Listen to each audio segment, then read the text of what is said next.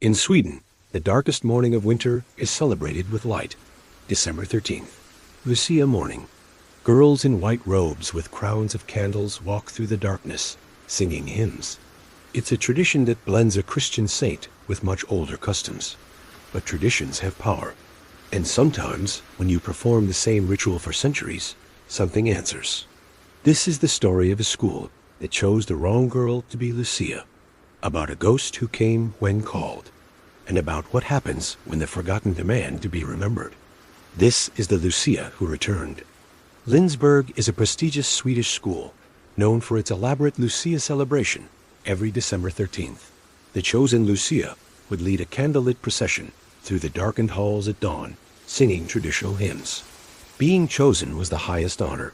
This year, the school chose Ellen Sundström, 17, top of her class, the perfect girl for the role. But some of the older students whispered that it was a mistake, that choosing a girl named Ellen was dangerous, that the teachers should have checked the school's history. Those students, digging through school archives, found references to another Lucia from 1952, Ellen Bergström. On December 13th that year, the candles in her crown set her hair on fire. She ran through the school, a living torch, trying to put herself out. She died 3 days later from severe burns. The school canceled the celebration for 3 years, then quietly resumed it with electric candles, and never spoke of Ellen Bergström again. Her name was erased from the records. Her photographs were taken down. But the archive also contained a police report. The candles had been tampered with. Someone had removed the safety catches, positioned them dangerously, and applied a flammable substance. It was murder, though the investigation went nowhere. Now, 70 years later, they'd chosen another Ellen to be Lucia. The students warned the teachers, but they dismissed it as a simple coincidence. The celebration would proceed as planned. The changes started in early December. Ellen Sundström began having dreams, always the same. She'd be walking through darkened hallways, wearing her white robe, candles burning on her crown, singing the Lucia hymn. But then she would smell smoke, feel an intense heat. She'd look down to see flames climbing her robe. She would try to run, but the hallways would stretch on forever. The doors would be locked, the windows sealed. And through it all, she would hear someone laughing. A girl's voice, young and bitter, welcoming her, saying they would be Lucia together. Ellen would wake up screaming, drenched in sweat, smelling smoke that wasn't there. At first, she told no one. She didn't want to seem weak or lose the honor of being Lucia. But the dreams grew worse, more vivid, more real. She started seeing things while she was awake. Flickers of movement in mirrors. A girl in a white robe standing at the end of hallways, always just out of clear sight, always watching. And she started finding things. Burned matches in her locker, drops of candle wax on her desk. Once, she found a photograph. It was old and faded, showing a girl who looked exactly like her, wearing a Lucia crown. On the back, written in spidery handwriting, were the words, "We share more than a name." Ellen finally broke down and told her best friend Sarah. Sarah had been one of the students who found the archive, and she told Ellen everything. About Ellen Bergström, about the death during the 1952 ceremony, about the murder that was never solved. Ellen Sundström went pale. She asked why no one had told her. Sarah admitted they tried, but the teachers had shut them down, refusing to change their decision. Ellen wanted to withdraw, to let someone else be Lucia. But when she told the teachers, they refused. Everything was prepared. The ceremony was in 3 days. Parents were invited. The news would be there. Backing out would embarrass the school and ruin the tradition. One of the older teachers, Inga-Britt Lindgren, took Ellen aside. She said the dreams were just stress, pre-performance anxiety, that everyone chosen as Lucia felt the pressure. There was nothing to worry about. The safety measures were comprehensive. Nothing bad would happen. Ellen wanted to believe her. She tried to convince herself it was all in her head. But that night, she woke to find her room filled with smoke. There was no fire, no source for the smoke, but it was thick and acrid, filling her lungs, making her eyes water. She stumbled out of bed and threw open the window. The smoke poured out, dissipating into the winter night. And standing in the corner of her room, illuminated by the moonlight, was the girl from her dreams, Ellen Bergstrom. She looked exactly like her photograph. 17 years old, wearing a white robe that was burned and tattered. Her face was scarred, her hands blackened, her hair singed short. But she was smiling, a terrible, eager smile. She spoke, her voice crackling like burning wood. She'd been waiting so long, waiting for another Ellen, another girl to share the honor, to share the tradition, to share the fire. Ellen Sundstrom screamed. Her roommate woke up, turned on the light, and the ghost vanished. But the smell of smoke remained. The school administration was called. Parents were contacted. Questions were asked. Ellen told them everything. The dreams, the visions, the ghost in her room. The administrators exchanged glances. They suggested counseling, stress management. Perhaps Ellen should see a doctor. But withdrawing from being Lucia, that was not an option. Ellen's parents, so proud of their daughter's selection, agreed with the school. She was just nervous. She would be fine. Only Sarah believed her. And Sarah started digging deeper. She found more information about the 1952 incident, discovering that Ellen Bergstrom had not died peacefully. She had suffered for 3 days, conscious the entire time. Delirious, she had begged to be allowed to complete the ceremony, insisting she needed to finish her role. The nurses had thought it was just trauma and pain talking. But Sarah wondered if it was something else. If Ellen Bergstrom had been so focused on being Lucia that even death couldn't stop her. If her ghost was still trying to complete what had been interrupted. And if she saw Ellen Sundstrom as a replacement, or worse, as a companion. Sarah contacted Professor Engström, a folklore expert from Uppsala. She arrived the day before the ceremony and confirmed their worst fears. The Lucia tradition, she explained, had pre-Christian roots. The boundary between the living and the dead was thinner during the long darkness. When you dressed a girl in white, crowned her with fire, and sent her through the darkness singing, you are performing a powerful ritual. And rituals call things.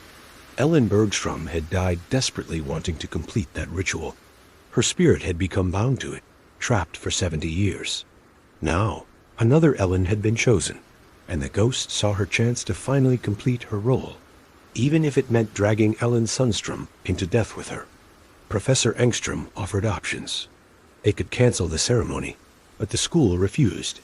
They could replace Ellen, but it was too late. The ghost had already bonded with her. Or they could complete the ritual properly, but with protections. Acknowledge the ghost. Invite her to participate peacefully. Give her the completion she craved. It was risky, but it was their only way forward. The school reluctantly agreed. Professor Engström would oversee the ceremony and try to guide the ghost toward peace. But spirits driven by unfinished business are dangerously unpredictable.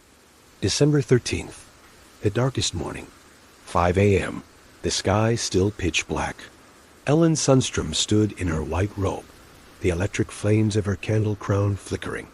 Professor Engström had placed protective wards around her and instructed Ellen on how to invite the ghost peacefully. The ceremony began.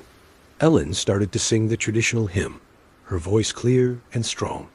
The procession moved through the hallways, students holding candles, creating paths of light through the shadow. And Ellen felt it. Ellen Bergstrom was walking beside her, the burned girl, the long-dead Lucia, walking in perfect step, singing in harmony.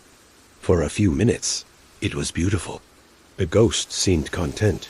They processed through the main hallway, the dining hall, past classrooms.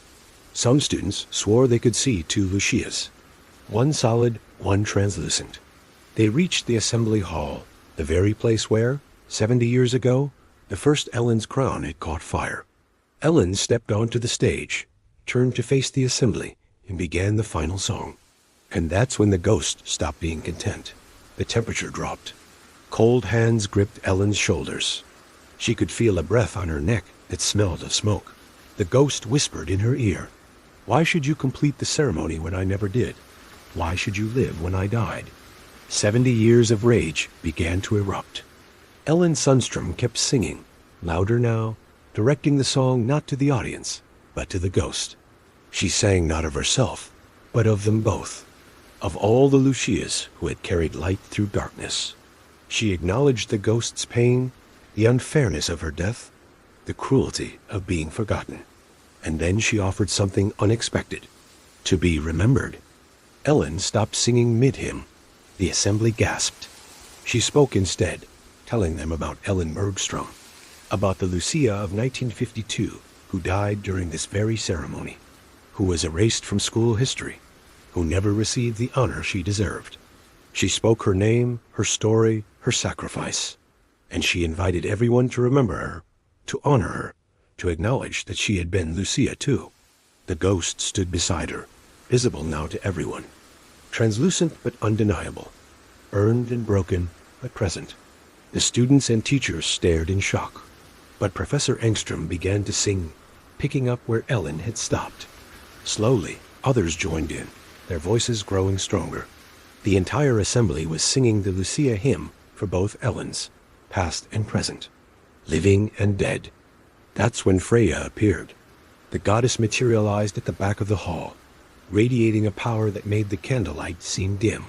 She had been drawn by the ritual, by the power of two Lucias, two bearers of light in the darkness. She walked down the center aisle as students parted before her, sensing divinity. She approached the stage and looked at both Ellens. Freya spoke of Folkevanger, her hall where she claimed half of those who died in battle. But not all warriors fight with weapons. Some fight with sacrifice, with service, with the willingness to bring light into darkness. Ellen Bergstrom had been such a warrior. She had died trying to complete her service, and lingered for 70 years, unable to rest because she'd never received acknowledgement. Freya could offer her a place in Folkvang, where the honored dead wait for Ragnarok, where she would be remembered, valued, and given the dignity she'd been denied, but only if she chose to let go, to release her hold on this world, to accept that her ceremony was now complete. The ghost looked at Ellen Sundström, at the girl who had acknowledged her, who had spoken her name, who had shared the ritual, and she smiled, not a terrible or bitter smile, but one of gratitude. She turned to Freya and nodded. The transformation was gentle. The burns faded from the ghost's skin. Her hair grew back, long and golden.